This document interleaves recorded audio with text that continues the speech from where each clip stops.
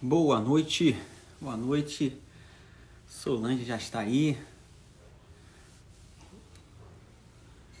Júlio e Luci, sempre presentes. Vamos entrando. Boa noite, Simone, minha sogrinha, Gabi. Vamos entrando.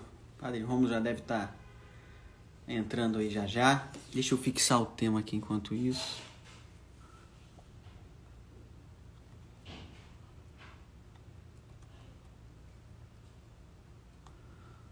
Dulce, boa noite, Dulce.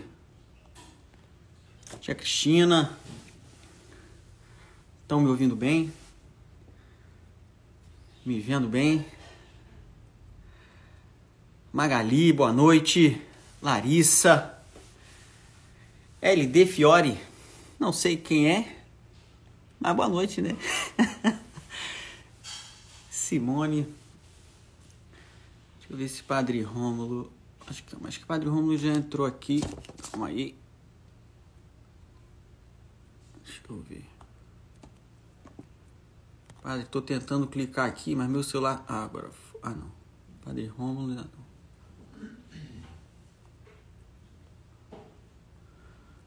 Kátia, boa noite. Dalva. Padre Rômulo deve estar chegando, hein, gente? Hoje o Padre Rômulo vai falar pra gente, é interessantíssimo e não importante, não, mas essencial para nossa caminhada, para nossa vida espiritual. Acho que agora o Padre Rômulo entrou. Vamos lá, Padre. Ah, foi.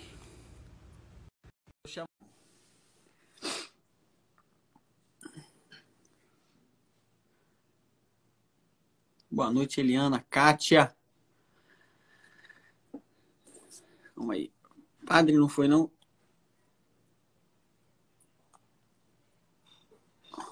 Acho que agora foi, Padre. Acho que agora foi.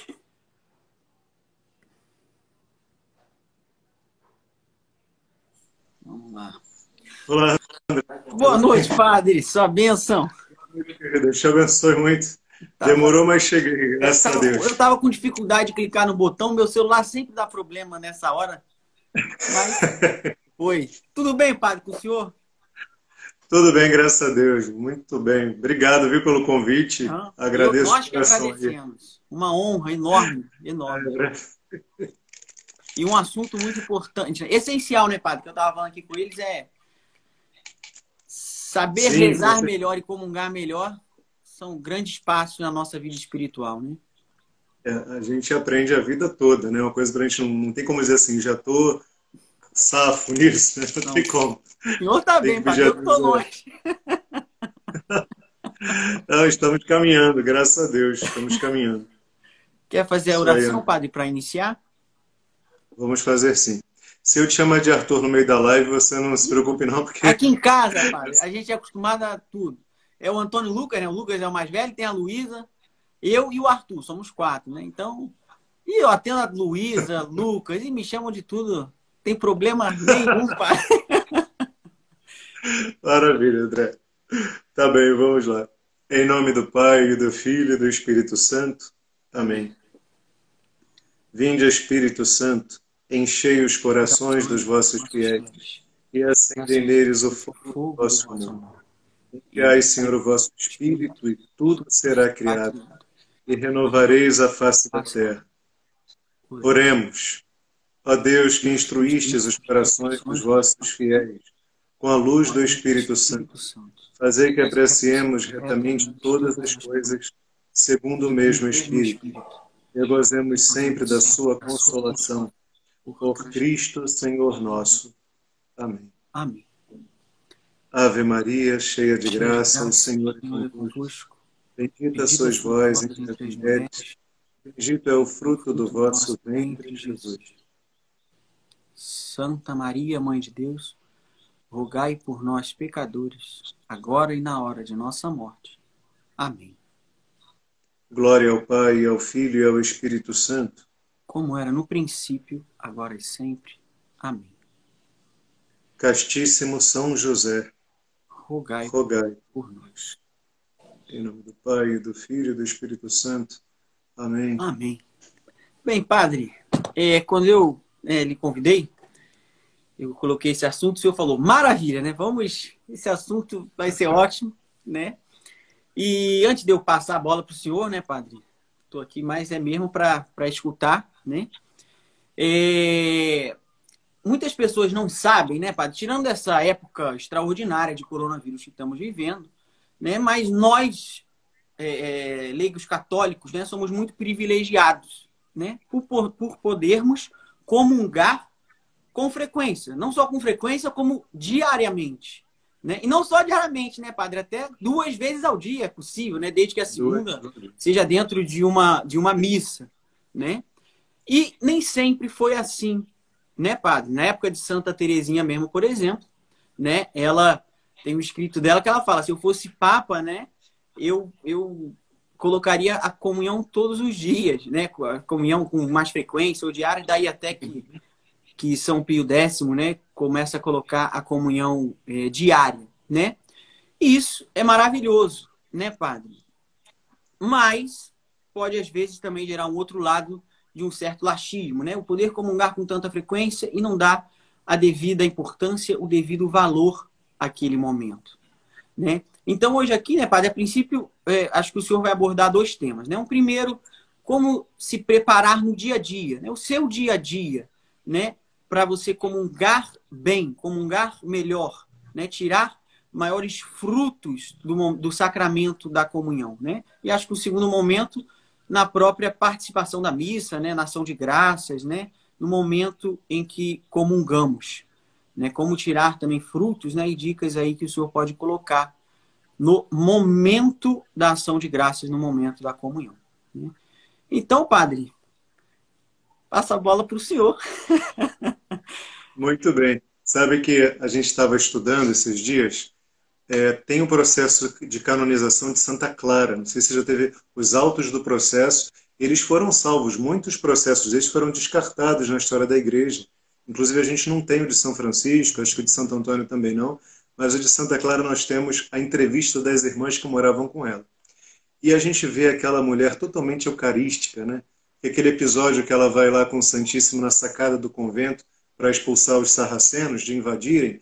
Primeiro que ela era corajosa, porque ela diz assim para as irmãs, se eles invadirem, me coloquem entre eles e vocês. Me coloca, e então ela ficava ali na porta do refeitório esperando, se entrasse, ela ia ser a primeira a ser encontrada.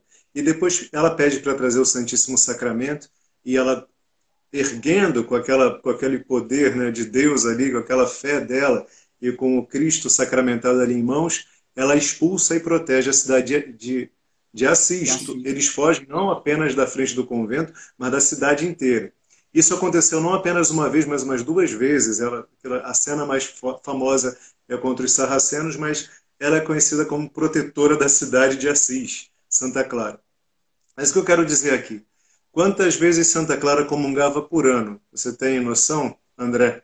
Naquela Quantas vezes época? ela comungava? Naquela época. Comungava por... Eu sei que teve uma época, né, padre? Vou chutar aqui, né? Se eu errar, errei, né?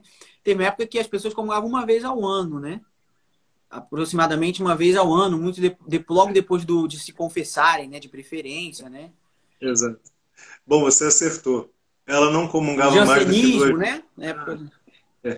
E ela pede ao Papa a liberação para que a congregação dela, na regra de vida, possa comungar 7 vezes ao ano. Olha. E para aquela época era uma grande assim, elevação, né? Então, a fé eucarística de Santa Clara era tão grande, tão intensa, para uma mulher que comungava 7 vezes por ano. E pensar que fé maravilhosa, que adoração maravilhosa ela não fazia diante de Deus, e a comunhão dela era bem preparada. Uma comunhão 7 vezes por ano, você tem mais de 1 mês de preparação para você se preparar para comungar. Porque esse é o centro da vida dos santos. Não pense que ela se preparava igual a gente, chegando um pouquinho antes ali e silenciando, não. Aquilo é uma preparação, né? Desejar, se a Eucaristia eu comungo uma vez por mês, você imagina quão intenso é, como deve ser essa Eucaristia para dar frutos como deu no coração de Santa Clara. Só 7 comunhões por ano e todas elas com muita fé, com muito amor a Deus. Mas antes de falar desse mistério, eu queria ler um pedacinho do Evangelho de São Lucas, o capítulo 7. Vamos ler um pouco para entender, antes do que eu me preparar, ou então da ação de graças, eu penso que a gente deveria falar um pouquinho dos sentimentos do Senhor. Porque eu me preparo bem, porque estou comungando alguém que tem sentimento, alguém que tem paixão. Nosso Senhor se encarna e na humanidade ele também sofre as paixões humanas, não como as nossas que se voltam para objetos inferiores, né? Ele tem aquelas paixões todas ordenadas pela vontade divina, a vontade humana dele se submete à vontade divina, mas ele também tem desejos e paixões. Então vamos ler aqui Lucas 7, versículo 36 e seguinte, tá bem? O Senhor esteja convosco. Ele está no meio de nós. Proclamação do Evangelho de Jesus Cristo segundo Lucas. Pelo sinal da Santa Cruz de nossos inimigos. Um fariseu convidou Jesus a ir comer com ele. Jesus entrou na casa dele e pôs-se à mesa. Uma mulher, pecadora da cidade, quando soube que estava à mesa em casa do fariseu, trouxe um vaso de alabastro cheio de perfume. E estando a seus pés, por detrás dele, começou a chorar. Pouco depois, suas lágrimas banhavam os pés do Senhor e ela os enxugava com os cabelos, beijava-os e os ungia com o perfume. Ao presenciar isso, o fariseu que o tinha convidado dizia consigo mesmo: se este homem fosse profeta, bem saberia quem e qual é a mulher que o toca, pois é pecadora. Então Jesus lhe disse: Simão, tenho uma coisa a dizer-te. Fala, mestre, disse ele. Um credor tinha 2 devedores, um lhe devia 500 denários e o outro 50. Não tendo eles com que pagar, perdoa a ambos a sua dívida. Qual deles o amará mais? Simão respondeu: a meu ver, aquele a quem ele mais perdoou. Jesus replicou-lhe: julgaste bem. E voltando-se para a mulher, disse a Simão: vês esta mulher?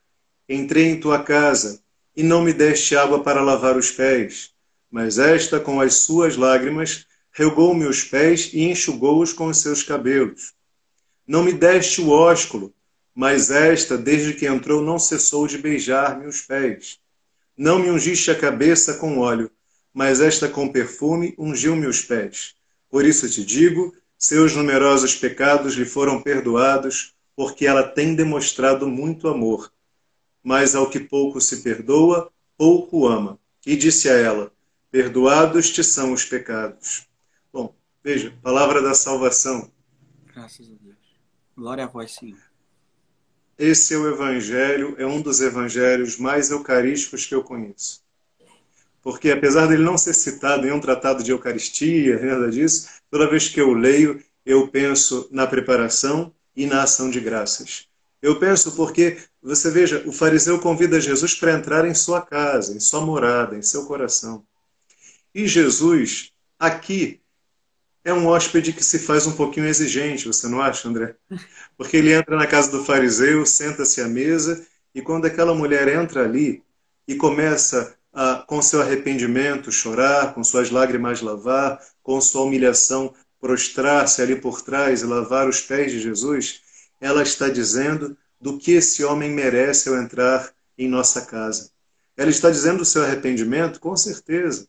E Jesus define isso: olha, eu vim na tua casa e não encontrei alguém que me lavasse os pés, alguém que me ungisse a cabeça com óleo, alguém e nem você me deu o beijo, o ósculo santo, quando eu cheguei. E isso fala muito da vontade humana de Jesus. Fala muito, né? Porque ele está ali dizendo, ali no meio daquele banquete, tudo aquilo que Deus deveria ter direito de cada um de nós. Jesus não sente falta de um unguento precioso. O unguento ali é a oferta, né? É a oferta desta mulher.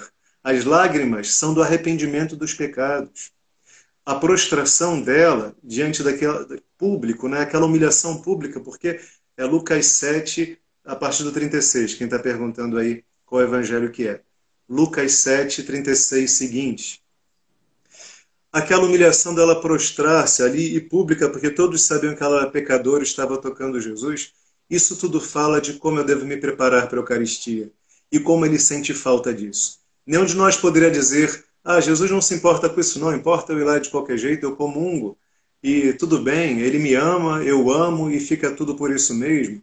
Eu abri a minha casa para um banquete, mas não preparei devidamente a minha casa. E Jesus sente falta. Você veja que ele reclama: olha, eu vim na sua casa, você não me deu um beijo. Parece até uma coisa assim, né, que a gente não teria coragem de falar, se a gente não é bem acolhido, a gente não vai falar para o outro: olha, você me fez. E Jesus faz uma listinha ali. Me faltou o beijo, me faltou um unguento na cabeça, me faltou ali a caridade, né, me faltou lavar os meus pés. Então, deve existir alguma preparação que Jesus exige. Porque ele deixa claro nesse evangelho. Veja, não é o evangelho que se fala muito de Eucaristia, mas para mim sempre foi o evangelho eucarístico. A Porque piedade, né, padre? Esse carinho, né? Exatamente. Quanta piedade Jesus encontra numa pecadora arrependida. E ele perdoa os pecados. Né? A graça é essa. Aquele que se achega com humildade, com devoção, com carinho, porque fidelidade a Deus, viu, André?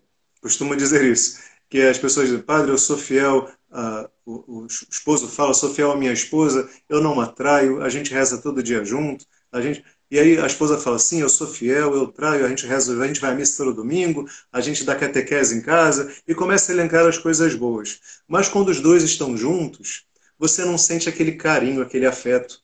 Parece que são dois... Veja, eles estão enquadrados nos fiéis ali que todo mundo gostaria de ter. Rezam, comungam, educam os filhos, têm catequese, mas quando estão juntos, falta aquele carinho, aquele afeto. Porque o afeto de um casal, agora eu vou falar para os casais, o afeto de um casal, ele abre as portas do mistério de Deus. Porque o amor é invisível. Muitas vezes o amor não pode ser... A gente não pode pregar o Cristo em todo o ambiente. Mas quando a gente vê uma pessoa que ama a outra, o amor se tornou concreto e visível. Todo mundo percebeu o amor ali. E um casal pode ser fiel em tudo, mas se não tem carinho, isso não é fidelidade ainda. E a fidelidade, ela é amorosa, carinhosa, ela é fraterna. Ela demonstra ao outro: poxa, você tem valor para mim. Eu posso nunca... às vezes um casal pode nunca ter se traído em nenhumas instâncias, mas se perde o carinho, ele perdeu a fidelidade. Você veja, o fariseu deu tudo para Jesus, mas aqueles elementos de carinho ficaram faltando. E a pecadora que estava longe de Cristo, em condição moral e espiritual longe, se aproxima porque vou dar a Ele tudo. Vou me arrepender dos meus pecados, vou dar o meu coração e vou dar o carinho. Ela nem sabia que ia ser dada como exemplo, que hoje a gente estaria falando dela. Ela entra ali sem... O único interesse dela é: Ele é Deus, né? Ele é o Senhor e eu vou pedir perdão. Vou me humilhar a seus pés. Então, poderia ligar isso, padre, também ao jovem rico, que cumpre os mandamentos, mas larga tudo, né? Me segue, vende seus bens, né? E ele, não, aí já é demais, né? Ele fazia ali a obrigação, né, de não pecar, né? Mas faltava o não pecar tá bom, é sua obrigação quase que isso, né? Depois que não tá pecando, tá bom. Agora vamos começar a caridade, né? A amar, né? Não sei se poderia ligar essa passagem também, né? Com certeza, porque se falta um laço afetuoso, significa que eu não estou disposto a tudo. Uma pessoa que tem afeto, carinho, ela está disposta, falta aquela entrega corajosa. O jovem rico tinha tudo, mas aí no limite, entre o que você quer tudo, quer ser perfeito, né? A sugestão de usar ele é essa, né? E salvo ele estava, mas você quer alcançar a perfeição? Se não peca, né, e tudo mais, bom, aí a coisa ficou um pouco fria para ele, para o lado dele, né? Porque ele faltava essa abertura total. E às vezes, para a Eucaristia, eu não posso pensar de jeito algum que possa chegar de qualquer maneira à igreja, porque Nosso Senhor acabou de mostrar aqui que a sua humanidade santíssima sente falta de alguns elementos de acolhida, sente falta de algum carinho. E existe, como a igreja fala, né, as preparações para a Santa Eucaristia, e esse é o tema de hoje, né, como comungar melhor. Então, padre, tem que chegar antes se programar para chegar antes na missa, né? Porque é uma pergunta muito frequente, até nas peregrinações, às vezes, padre. A gente abre para os peregrinos no ônibus perguntarem, né, para o sacerdote. E é uma pergunta muito frequente, né? A partir de qual momento da missa de domingo é válida a missa, né, para mim? Até a homilia, até o sinal da cruz, até as pessoas querem saber assim, qual o limite ali que elas podem, o preceito, né, da missa no domingo é válido, né? Mas é mais do que isso, né? Se programa Mais do que chegar isso. antes da missa e ali É, se preparar para a Santa é. Missa, principalmente aos domingos, né? O preceito dominical é claro. A igreja, veja, o mandamento da igreja é participar de missas inteiras aos domingos. Tem essa partícula ali no mandamento da igreja. Missas inteiras. Mas olha, quem compôs aquilo ali, eu já procurei no Denzinger para saber como é que foram surgindo isso. E não descobri, minha pesquisa não foi conclusiva. Mas eu falei, essa pessoa conhecia a realidade humana, né? Participar de missas inteiras aos domingos. Porque ele sabia que a gente ia começar a regatear. A gente ia começar a falar, mas eu cheguei um pouquinho aqui. Depois, uma vez, Ainda um mais senhor falou brasileiro, assim, né? um senhor estava assim na missa, aí ele terminou a missa, ele ficou lá sentado, começou outra missa. Eu falei, meu senhor, o senhor vai ficar aí? Eu falei, tá precisando de alguma coisa? Eu percebi que ele tinha ficado na segunda missa. Aí ele falou, eu era diácono ainda, não celebrava. Eu falei, não, padre, é que eu cheguei no Glória, agora eu vou ficar até o Glória dessa outra missa. A compreensão, né? Eu falei, nossa, meu filho, não é assim que faz, né? Eu pensei, padre, Chegando. que a resposta dele ia ser a seguinte. Porque São Luís e Santa Zélia faziam isso, né? Eles iam em uma missa para se prepararem para comungar na segunda missa. Assistiam duas missas, né? Na primeira, eles participavam da missa, né? Não assistiam missa, né? Participar da missa. A gente não assiste a missa, né? E agora ficou esse assistir, porque às vezes na televisão você É, usa mais o certo. Lógico, o participar, o celebrar, né? Eles participavam da missa, da primeira missa, e na segunda só que eles comungavam, né? Uma santidade aí. veja, São Luís de Gonzaga é o patrono, no dia do seminarista, é o dia de São Luís Gonzaga. E a gente tem a impressão de que ele é patrono dos seminaristas. Na verdade, não é assim, viu, André? Ele é patrono da juventude.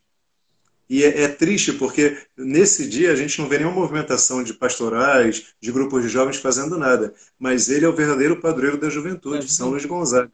Os seminaristas o têm como patrono porque ele foi seminarista, mas ele foi elencado assim por causa de sua intensa pureza e para se preparar para a Eucaristia ele comungava uma vez por semana. Então eram 3 dias de preparação para a Eucaristia, 3 dias sonhando com a Eucaristia, preparando ali a seu momento de comungar.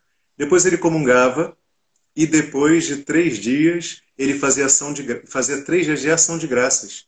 Veja, a semana tem 7 dias, 3 de preparação, 1 de comunhão e mais ali os 3 seguintes de ação de graças. Patrono de toda a juventude. Se a gente passa a juventude sem olhá-los, sem pedir auxílio e sem apresentar aos jovens, eles pensarão que esse patrono é só dos seminaristas, né? E pensar no coração, por que esses santos faziam isso? Os pais de Santa Teresinha tão piedosos, esse santo tão jovem e tão piedoso, que era um modelo para os outros irmãos dele de comunidade, né? Os seminaristas falavam, ele é santo. Até quando ele estava morrendo, os seminaristas já iam recolhendo coisas para virar relíquia, né? Pediam um pedaço de alguma coisa ali. Porque de fato ele era admirável, né? Na pequenez dele. E a mãe dele, quando entrava no quarto dele, antes dele ser seminarista, encontrava uma poça de lágrimas assim no chão. Ela sabia onde ele tinha rezado, porque ele, ao entrar em contato com Deus, chegava a compulsão e começava a chorar ali, né, no quarto dele. E ela sabia, hoje ele rezou ajoelhado aqui, porque ficava uma poça ali. Enfim, esses afetos, não, a gente deve se preparar com carinho e com afeto. A igreja fala que essas preparações existem, a preparação remota, né, essa disposição para bem comungar, e a preparação próxima, né, que são elementos importantes para a gente poder deixar claro assim alguns tópicos. Preparação remota, aquela preparação um pouco mais distante da comunhão, né, aquela, eu sei que vou comungar no domingo, então eu já vou me preparando para a comunhão desde quando? De um domingo a outro, né? Terminei a comunhão, meu coração se orienta, ali vai fazer ação de graças, mas ele deve se orientar. E como é que é a preparação remota da gente? Estado de graça. Não posso ter cometido pecados mortais. Os pecados veniais não impedem a comunhão, claro que eu devo evitá-los com certeza. Como a gente falou, não dá para ficar calculando no carinho a Deus, né? Quem ama não quer ofender nem um pouco. Se você perguntar à sua esposa o que é pior numa traição, você realmente traí-la com alguém ou você passar do lado na rua e olhar para uma pessoa na rua. Essa Exato. traição fere, veja, uma traição venial e outra mortal, a gente poderia comparar assim, né? Mas só o olhar aquilo já feriu, né? Já feriu a confiança, já feriu o amor. Então a gente não pode ficar calculando, né? É importante a gente saber para não ficar escrupuloso, né? Achar que tudo é... Aí o comete pecado venial não quer comungar, pelo amor de Deus. Não é assim, né, gente? É, Não, né? não Nem pode tanto ser ao assim. mar, nem tanto à terra, né, pai? O que que a nossa Claro. igreja diz? Você não pode comungar em pecado mortal, Mortal. né? Em Mortal. mortal. Mas pecados veniais, você tem que, até para você comungar bem, você tem que tentá-los, combatê-los com toda a força, né? Às vezes a gente acha pecado venial, como o senhor disse, né? Ah, então tudo bem. Então, uma vez eu falei com uma pessoa assim, o pecado tal. Eu falei, não, olha só, esse não é de matéria grave, né? Porque o pecado Exato. mortal, né, padre? O senhor me corrija se eu estiver errado, tem que ter total liberdade, total consciência e ser de matéria grave, não é isso? É, Total. e aí eu falei, não, esse não é de matéria grave. Então, assim, não, não é um pecado mortal. Graças a Deus. Ai, que bom, que esse eu faço sempre. Aí eu, não é assim, né? Isso, Ai, isso o ai, pecado meu Deus, venial Deus é te para perdoe. combater com toda a força, né? Porém, a Eucaristia, ela é alimento, né? Ela não é só para os santos, né? Teve uma época da igreja, né? Acho que até que ela foi direcionada, você tinha que ser já santo praticamente para receber a comunhão. Mas ela é um alimento para os pecadores também, desde que não esteja Ela é em remédio. pecado Ela mortal, é né? remédio. Exato. Ela é remédio para os pecados veniais, viu? Não impede. Então, primeiro, estado de graça.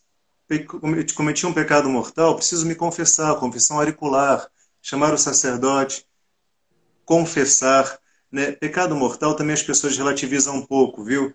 Elas dizem assim, ah, padre, pecado mortal é matar, roubar, eu não faço isso. Meu filho, se você fizesse isso, era para você estar preso, não é nem para você estar aqui. Isso é pecado mortal, são graves, sim, né? Mas não é só isso, né? Tem outros pecados aí, né? Pecados contra a pureza, contra a integridade do sacramento, né? A sua impiedade, ou até um sacrilégio que você cometa, tudo pecado mortal. E que você vai pedir a Deus de se libertar disso, né? Então, essa luta é para todos nós, André. Não é. Depois, o que acontece? Estado de graça, reta intenção ao comungar, entendeu? Eu não posso comungar por costume. Ah, padre, todo domingo eu vou à missa. Isso não é reta intenção. Não é reta intenção de jeito nenhum. Ah, padre, eu comungo todo dia, eu vou lá todo dia na missa, mas eu comungo para agradar a Deus, porque sei quem Ele é, porque sei quem eu sou.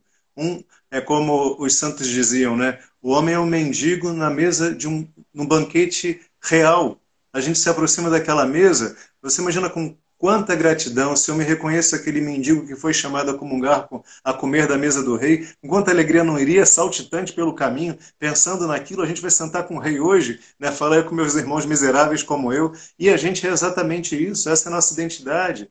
Miserável que somos, sentaremos e nos banquetearemos com o corpo e o sangue salvador do Senhor.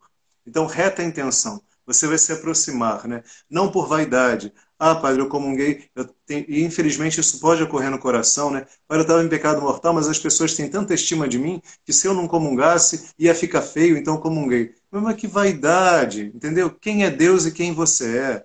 Estava em pecado mortal? A verdade é, não posso comungar. E devo participar da missa, devo ir lá.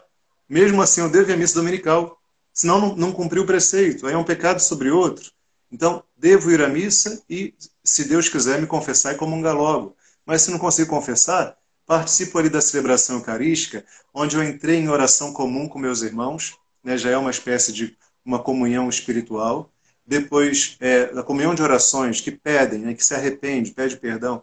Depois eu entro em comunhão pela palavra ouvida e depois seria bom se alimentar da Eucaristia, né? Mas já que não pode, você foi ali e recebeu alguns bens espirituais da oração comum dos fiéis e da escuta da palavra, que vai te mudar. De repente, a palavra que você vai ouvir naquele dia ali já te leva a você querer se confessar correndo. Já cata o padre no final da missa e fala, padre, por favor, você tem que me atender. Né?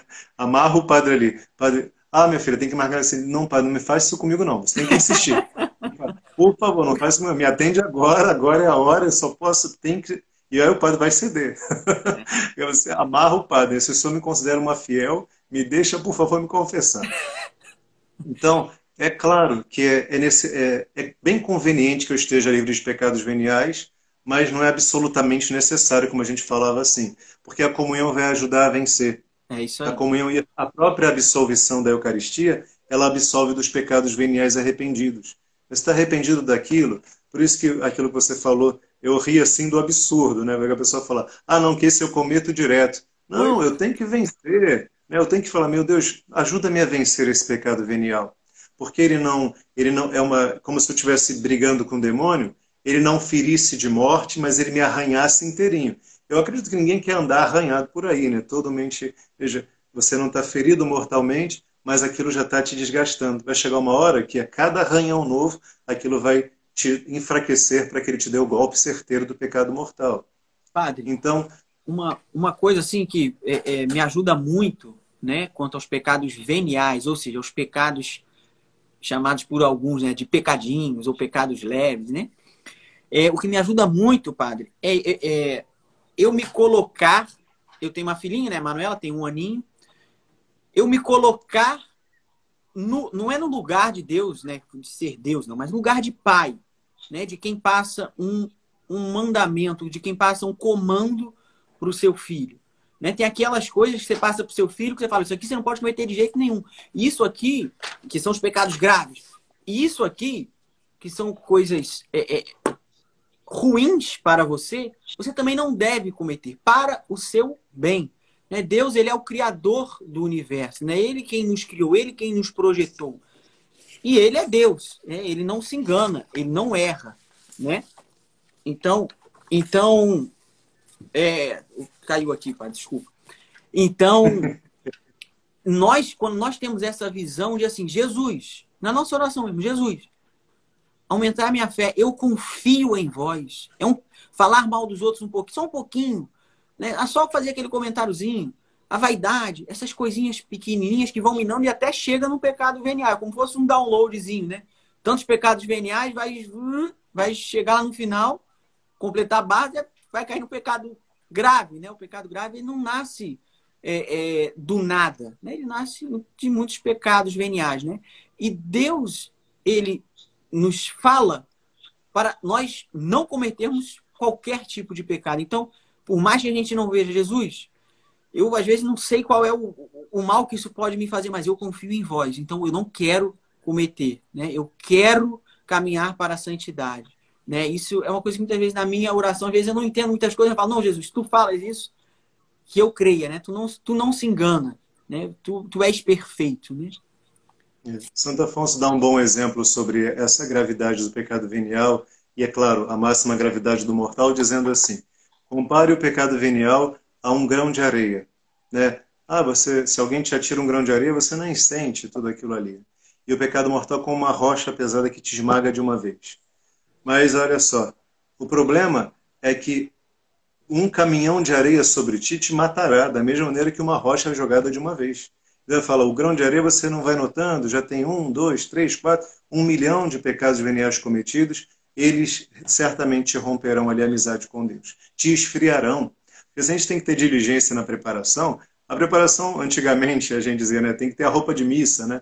Não é só o exterior, né? Mas o interior, o moral, o espiritual, tudo isso tem que estar bem encadeado para poder receber a presença de Deus. Uma pergunta, André. O que é mais importante? A preparação para a comunhão ou a ação de graças? Você já pensou nisso? O que é mais importante, padre? O senhor está me O que é colocando na mais... roda de novo. Bem, padre, a preparação ou a ação de graças? A ação de graças, eu chutaria que a ação de graças é mais importante. Mas se você não se preparar também para a ação de graças, né? E aí? Qual a sua resposta? Só pode dar uma. É uma. Olha, o mais ação de graças talvez, mas se não tiver boa preparação não vai, né? Não sei, padre. Não sei. Bom, São Tomás explica. Ele vai falar que o mais importante é a preparação, viu? A preparação. Eu vou chamar a atenção do Pela Padre lógica, Mateus. pela pergunta, às vezes é pegadinha, né? Tinha que ter trocado. É pegadinha, é pegadinha. Foi para pegar meio, viu? O que acontece? A preparação é mais importante e ele vai dar o exemplo, por exemplo, você vai receber uma grande personalidade em casa. O Papa Francisco vai entrar na sua casa hoje. como é que você faz? Você vai pintar a casa, vai trocar o estofado, vai forrar lá. Você pode ser a senhorinha mais simples, ela vai armar uma mesa, vai colocar o biscoitinho, um cafezinho. Aquilo vai demorar um tempo, porque ela vai perfumar tudo, lavar tudo. E depois que o Papa chegar, ele vai ali tomar um cafezinho, 10 minutinhos e foi embora. A preparação durou uma semana que ela pensava, o Papa vai vir na minha casa. Né? E depois, então, se gasta e se deve gastar mais tempo preparando a comunhão. E é bonito porque a preparação para a comunhão, ela vai abrir o coração, onde Deus, veja que o sacramento realiza o que ele significa. É o corpo de Cristo entrando em você. Se você abre um pouquinho o coração, me preparei pouquinho para a missa, só faltando 5 minutos eu me preparei. Veja aqui, vai entrar Deus. Preparei uma semana o coração pensando nele, me abrindo a ele, desejando. Olha que dilatação de alma para poder receber a graça de Deus. Por isso que a preparação, que está tão ignorada, e o demônio sabe disso, ele gosta que a gente não saiba desse elemento, por isso que a gente tem que divulgar mesmo, a gente tem que fazer as pessoas olharem e refletirem sobre isso, porque os frutos serão menores. A Eucaristia continua sendo Deus, ele vai preencher o que você abriu plenamente, mas se você se abre e se prepara, você veja quantas graças você receberá, e aquela alma que se prepara dias antes, né, que fica pensando, é como uma pessoa apaixonada pensa na outra pessoa, principalmente que começo de namoro é aquela loucura, né? Você fica com a pessoa na cabeça, não sei o quê, é terrível, assim, o seu amigo fica chato, ele só fala disso, só fala dela, não sei o quê, vou encontrar, como é que eu posso fazer? E aí você pense, e aí é bonito, porque demonstra a preparação do coração. O que eu vou dar para ela? O que eu vou comprar? Será que ela gosta disso? Você fica preocupado em conhecer o que agrada e o que desagrada a pessoa. E aí quando você descobre algo que desagrada, não, nunca mais vou fazer isso. Se a pessoa fala, você veio de camisa escura, eu gosto quando você vem de camisa clara, a pessoa vai deixar o pôr do sol dentro do armário, ela não vai mais trazer nada escuro. Com Jesus, que a gente ama apaixonadamente, não deveriam ter detalhes de amor também, de preparação antecedente? Eu devo saber o que ele gosta e o que ele não gosta. E devo me apresentar para dizer, eu quero te dar apenas o que o Senhor gosta. Não quero que tenha nenhum desagrado entre nós. Por que nosso Senhor não dá o que a gente não gosta para a gente? Até aquilo que a gente julga que não foi bom, que a gente sabe que a providência nos rege assim, aquilo tem um sentido. Era o evangelho de hoje, né? Quando o demônio vai para os porcos e mata a manada. A cidade se volta contra Jesus, porque eles perderam, tiveram aquele... Mas aquilo era a salvação entrando, por um sinal grave, né? Veja, 2 possessos libertados, os porcos se mataram, teve um prejuízo à cidade, mas a salvação entrou ali. Aquela notícia que era má, se fez a notícia de Jesus se espalhar. A cidade inteira foi ao redor dele, mas falou, saia daqui, nós preferimos o lucro que tínhamos, né? Então, mesmo que parece mal, na verdade é um bem. Né? Nosso Senhor sabe tirar um bem. É que a gente não quer ver, né? Como a cidade de hoje de Gádara, né?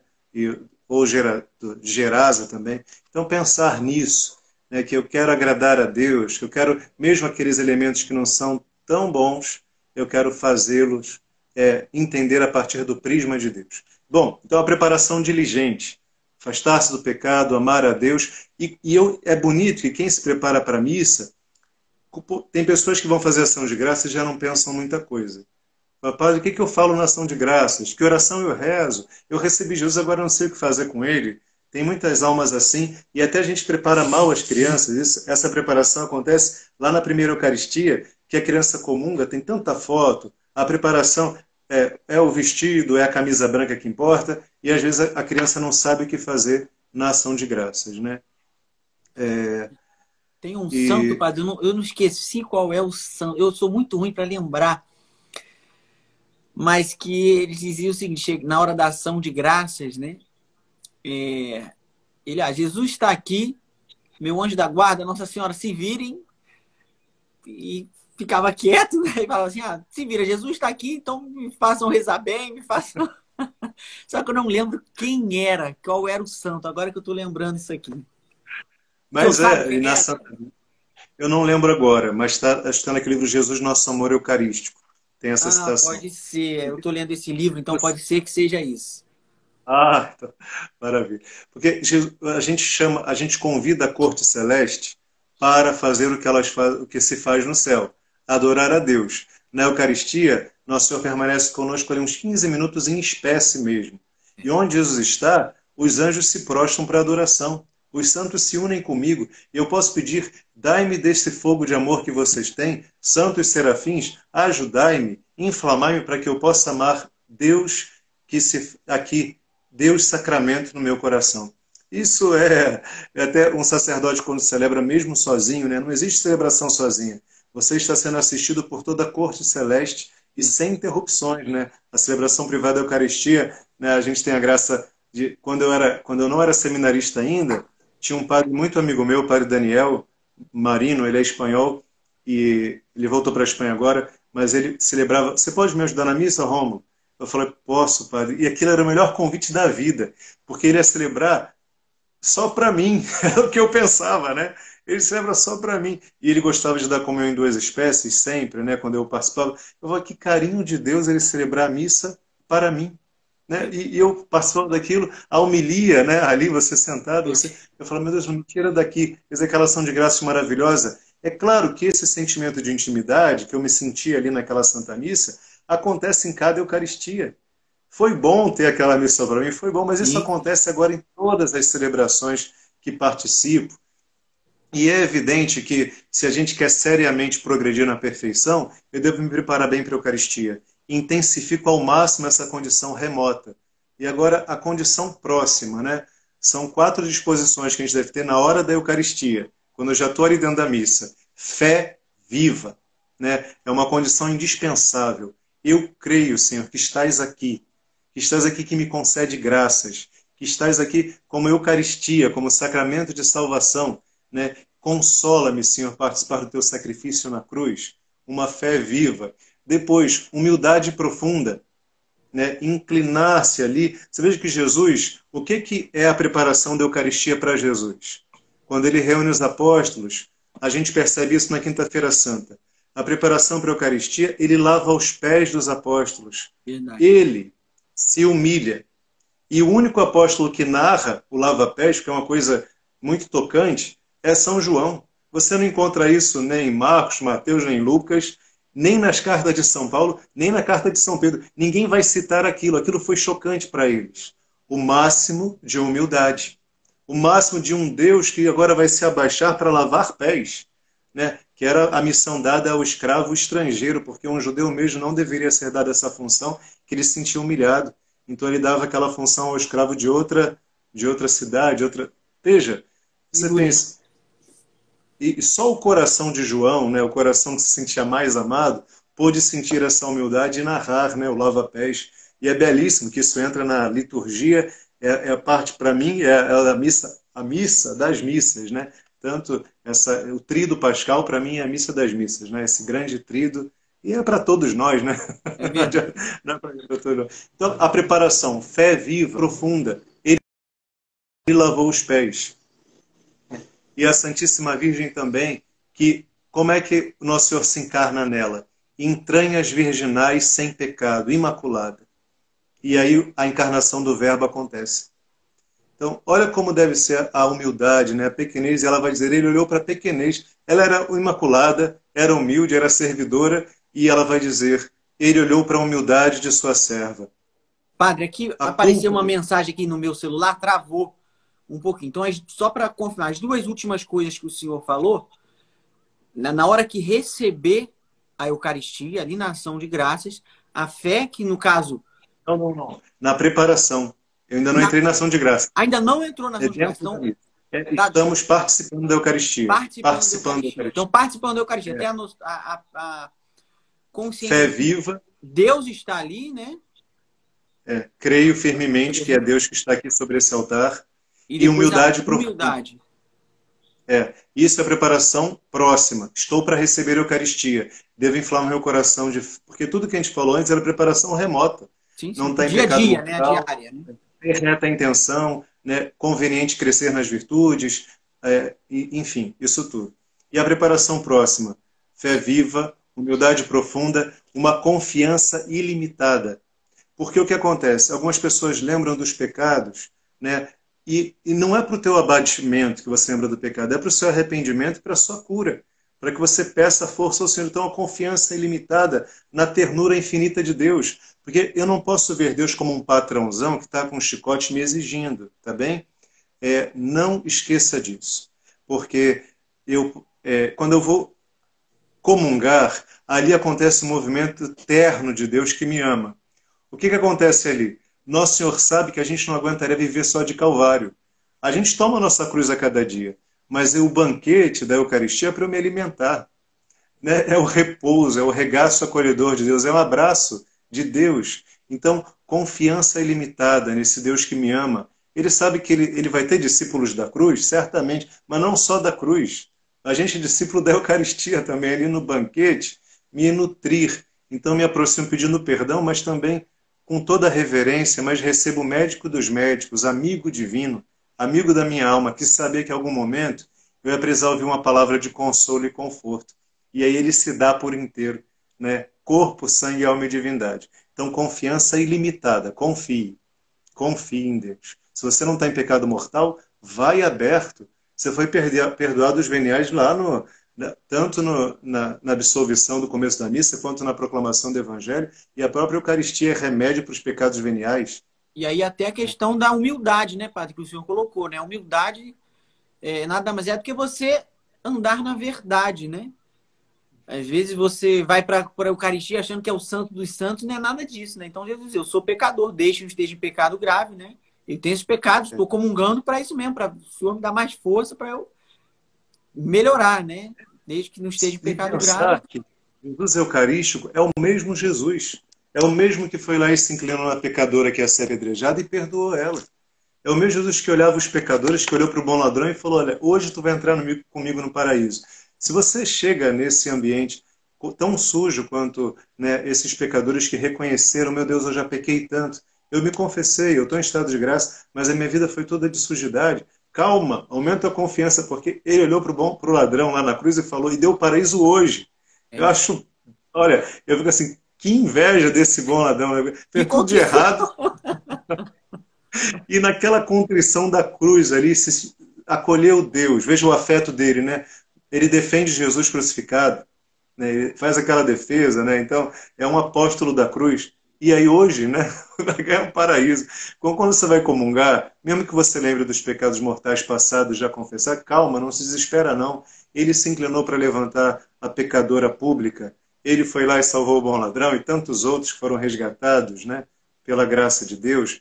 Ele tira ali São Mateus, levanta da coletoria de impostos, vem, segue-me, né? Que, tipo assim, ele é muito mais do que eu poderia esquadrinhar pelos meus pensamentos, né? Exato. E depois a quarta condição, fome e sede de comungar. Eu quero. Essa inclusive, é a disposição que mais diretamente afeta a eficácia santificadora da comunhão. Olha. É como você diz, essa que afeta mais. É o desejo. Eu quero. Eu tenho fome e sede de ti. Olhar para a Eucaristia, até ontem, como hoje é dia do preciosíssimo sangue, quando o sacerdote levar o cálice, você tem que ter bebido com o teu olhar já. Sabe? Não deve ficar esperando essa hora de comungar, não. Eu já bebi, eu já comunguei ali pelos meus olhos, porque te adoro e te amo, né? E deixo isso se inflamar em mim. Essa fome e sede de receber Jesus, hóstia, né? Que procede do amor, é o que me identifica com ele. É um amor ardente, contemplando outro amor ardente. Então, há uma união de desejos aqui. Deus que deseja a minha alma e eu que desejo Deus. Quando essas duas vontades estão, sabe, direcionadas uma a outra, o que impede a tua comunhão nesse momento, né? É claro, em proporção, Deus é a fornalha ardente, a gente é uma chaminha, mas é importante levar essa chama acesa. Então são dois desejos que vão se encontrar e se conjugar, e aí a eficácia do sacramento. Santa Gema tinha que sentar no último banco lá da igreja, porque se ela sentasse no primeiro banco, chamuscava a veste dela por dentro, queimava, né? A veste interior dela. Quantas vezes não chegou em casa e encontrou queimado ali, de tanto amor ardente que sentia por Jesus Eucarístico, sentava lá no fundo, que quanto mais perto do altar, mais desejo, né? Estava lembrando também do querido São Geraldo, quando foi proibido de comungar, por Santo Afonso, hein? Porque ele foi acusado, Santo Afonso deu uma penitência para ele, e aí chamavam, Afonso, irmão Afonso, você não quer nos ajudar na celebração da Eucaristia? Ele, não, padre, porque eu tenho medo de surrupiar a Eucaristia das tuas mãos, quando o senhor estiver celebrando, que era um desejo ardente de Deus, né? Aquela sofrido, né? Sabe qual é o maior perigo? Perder esse alimento, Né? Fala, Senhor, eu não quero nunca mais perder. Algumas pessoas comungaram a última vez lá no dia de São José, 19 de março, né? E já estão desde lá esperando agora a reabertura da igreja. Eu quero que a gente chegue lá com fome e desejo. Santa Gema é do fogo, aí vai dizer o Padre Tiaguinho. Né? Pai Tiaguinho aí, Exatamente. sua bênção, padre. Benção, querido. Então, fomentar esse desejo ardente como os santos tiveram. E é o Senhor, ao ver um desejo ardente, ele também, bom, já chega, você pode vir quente que Deus está fervendo. A gente deseja. A gente deve ter uma fome de comungar assim, com avidez, né? Devorar a Deus, receber Deus, sede e fome daquilo que me alimenta e me sustenta. E, claro, né, a Eucaristia recebida assim com esse ardente desejo, ela aumenta a graça na alma e é incalculável. Você pode ter rezado o dia inteirinho, feito uma vigília, mas quando você comunga com ardente desejo, nesse momento, meu amigo, não tem graça que supere esse momento. É inigualável. Você está no sacrifício do Calvário, se alimentando do corpo de Deus. Não existe outra graça maior. E sua comunhão deve ser sempre mais fervorosa. Eu não posso pensar assim, como algumas pessoas dizem, padre, quando eu era jovem eu comungava tão bem, agora, sabe, não sei o quê, agora... Não, aumenta o desejo. É claro que as faculdades humanas vão esfriando, né? A nossa oração, aproveita a juventude e a idade adulta, porque quando você for ficar mais velhinho, é claro que você vai dissipar mais. É claro. Eu rezo melhor depois de velhinho? Mentira, tá? Tem que rezar agora, porque depois de ficar velho, fica achando que vai virar um monjinho velhinho, não é verdade. O Papa Bento responde isso. Tem um livro dele, daquele O Último Testamento, é o penúltimo livro do Papa Bento, de entrevista com ele. Tem um agora que lançaram há pouco tempo. Perguntaram, agora você está feliz, Bento, porque você está isolado, fazendo o que você queria, rezando melhor? Tudo bem, né? E aí sabe o que dizem? O que ele responde? Não, eu rezava melhor quando era jovem, porque a energia da juventude me ajudava. A disposição. Olha que homem sincero. Cara, quando eu li aquilo ali, eu entrei em desespero, que eu falei, meu Deus, a gente sempre acha que vai ficar melhor quando ficar velhinho, né? Na verdade, claro, a natureza vai clamar o direito dela, a natureza vai clamar o cansaço, né? Então, hoje, no dia de hoje, amar a Deus fervorosamente. Bom, isso tudo é preparação remota e próxima, né? Agora eu vou falar da ação de graça, senão eu vou passar, tá bem? Então, E, ó, você é padre, ardente ó, de desejo... 7 minutos. Tá, mas já se fala muito de ação de graças, né, André? A preparação é que é um pouco deixada de lado, a gente fala um pouquinho rapidinho, né?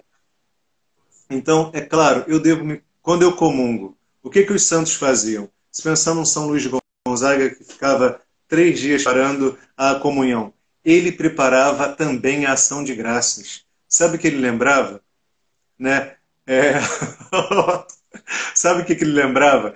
Ele lembrava assim, que é que eu sou meio fominha pro basquete, eu sou terrível. Eu assumo, eu admito, essa é a minha fraqueza. Eu viro bicho na quadra. Eu não jogo bem, não, mas eu nunca entrei para perder. Os meninos do seminário sabem disso. Mas eu posso não jogar bem, mas se for entrar para perder, eu nem entro em quadra. Eu falei, vamos lá. Quantas vezes, né? E falo isso para os meninos também. A gente não pode ser o melhor time, mas a gente ser o mais raçudo. Né? E na missa, a mesma coisa. Eu quero entrar fervoroso, desejando, né, esse amor a Deus. Então, olha só, para fazer uma ação de graças boa, os santos preparavam a sua ação de graças. Eles passavam dias pensando nas graças que tinham recebido de Deus. Então, se hoje eu recebi um benefício, poxa, hoje eu vi a saúde de um parente meu melhorou, hoje eu percebi que graça, veja você, né, André, a esposa que Deus me deu, a filhinha que Deus me deu. Então, eu vou guardando esses elementos, eu posso agradecer, já agradeço no dia de hoje, mas na Eucaristia, olha aqui, Jesus, eu te abraço comigo. Então, muito obrigado por aquela cura que na quarta-feira o Senhor me deu, pela minha esposa, pela minha filha. E ali você vai preparando uma ação de graças com elementos. Você não Os precisa atos de chegar lá... piedade, né, padre? Essas ejaculatórias. Meu diretor espiritual, padre Mateus, que sempre comenta isso, né? Você tem que ter os atos de piedade ao longo do dia, né? Ejaculatórias, né? Agradecer as graças de Jesus, as pequenas, né? Ao nosso ver, pequenas graças, mas os detalhes, né? Isso é o casal, né? O casal, marido e mulher que perde esses detalhes, esses pequenos gestos de carinho ao longo do dia, né? Tá fadado ao fracasso, né? Exato. E assim, uma alma que sempre dá graças, ela está se preparando para a ação É de verdade, graças. padre. É verdade. Como ela está buscando uma identificação com o amor de Deus, imagina o que eu quero ser na vida. Eu quero ser o amor de Deus para todo aquele que passa na minha história. A gente tem falhas, fraquezas, problemas, mas eu não posso desanimar disso, não. Quando eu comungo, a ação de graças melhora. Senhor, identifica-me contigo. Eu quero ser o amor. Dali vem o perdão dos inimigos. Né? Olha, contigo eu consigo perdoar. Tem até uma coisa bonita que os santos faziam, que eu costumo chamar de momento de paraíso, que é você está brigado com uma pessoa, aquela pessoa se aproxima, você se imagine agora na sala do trono de Deus com essa pessoa. Vocês dois ali. Meu amigo, você ia se prostrar imediatamente, porque está diante do terrível. Nosso é bonzinho, é amante, mas sem véus. Eu estou diante do Deus Todo-Poderoso que tudo criou. Eu estou diante do terrível mesmo, né? Do amoroso, mas poderoso. E eu ia ficar de mexerico com alguém, de briga com alguém diante de Deus. Ela falou, vamos amar a Deus. Então, é bom lembrar-se da Eucaristia quando você está diante de uma pessoa que te causa incômodo, para que você ame, para que você se identifique com amor, para que você possa ali, naquele fazer o seu momento de paraíso. Por que eu estou deixando o momento de paraíso só para a Eucaristia? Mas eu devo, na minha família, quando a coisa começar a esquentar, ou até entre amigos, eu já devo naquele instante dizer, Senhor, dá-me agora. Comunhão espiritual é isso, né? Momento de paraíso a qualquer momento. É isso. Agora, quero fazer uma comunhão espiritual, a gente vai terminar essa live. Se você quis comungar melhor, faça sua comunhão espiritual quando terminar aqui. Não deixe entrar o espírito de rotina, né? Porque a rotina ela esteriliza o amor. Né? Muitas ações de graças, eu comunguei, voltei para meu lugar já conversando, aquilo é um problema, viu? Não deixa entrar na rotina não. Comunguei, agora eu fecho meus olhos, entre eu e Deus. Né? Então, vou ficar ali com ele e vou recitando amorosamente as jaculatórias que o Padre Mateus pede para você fazer. Eu digo delicadamente, amorosamente, se pudesse, eu gosto muito do tempo de silêncio que a liturgia prevê na ação de graças, né? Para ir entranhando de graça a tua alma. Veja, é Deus que entrou, a Eucaristia está se espalhando pelo seu corpo todo. Fisicamente ele está ali. E você pode, como a gente falava, convida os santos e os anjos para que percebam essa verdade suavíssima, inconfundível. Deus entrou na minha alma. Se a gente pudesse ver uma alma em estado de graça, Santa Teresa vai dizer que a gente teria a tentação de adorar, porque a coisa é belíssima, viu? A coisa é maravilhosa. Mas quando você comunga, você imagina uma alma em estado de graça com o rei entrando na casa. E, meu Deus, olha, se a gente pudesse ver isso, isso ia ser a coisa mais bela da face da terra. Uma alma em estado de graça no momento da comunhão. Né? Conveniente, qual o tempo? Geralmente os santos diziam, prolongue por meia hora. Né? Por meia hora ação de graças, deixa o coração ali. Né? Evita a irreverência, indelicadeza. Eu estou na missa, sai, está cheio de amigo para cumprimentar. Tem gente que fala uma besteira ou outra. Não perverta a ação de graças. Existem outros momentos para encontrar com esse povo todo. Tá? Ali é o seu momento com o seu Deus. Então, deixar, né? E amaremos, viu? Rezaremos, colocaremos isso tudo mesmo. Mas existe uma maneira bonita que você pode rezar agora. Se una a Eucaristia que está sendo celebrada agora, né? Em alguma parte do mundo, tem algum sacerdote elevando a patena, você se coloque essa intenção também. Colocaremos em oração, né, Padre? Padre, tá maravilhoso, mas tá falando que tá terminando aqui. Tem 1 minuto. Não, mas é isso mesmo. Assim, então não quero prolongar mais. Para o senhor. Tá bom. Finalizar. Tá bem. Poxa, então foi maravilhoso, viu? Foi uma alegria também, André. Eu vou dar dá tempo de dar a bênção? Dá tempo sim. E amanhã, Padre, aqui no nosso canal vai ter o Padre Rafael falando de matrimônio e sexta o Padre Gleuson preparando também para essa volta, assim como hoje, né, o senhor colocou a gente preparando para a volta esse final de semana, graças a Deus, das missas, né, Padre? Então vai lá, dá a bênção. A nossa proteção está no nome do Senhor que fez o céu e a terra.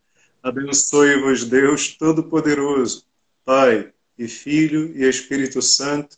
Amém. Amém. Muito obrigado, meu querido. Obrigadíssimo, viu? De coração. Unidos. Deus abençoe. Até uma próxima. Um grande abraço. Boa noite. Muito gente. obrigado. Obrigado, hein? Um abraço em todos. Boa noite. Boa noite, gente. Fiquem com Deus. Obrigado, Padre Carlos, Padre Tiaguinho, Padre Mateus, que passaram aí a bênção de vocês.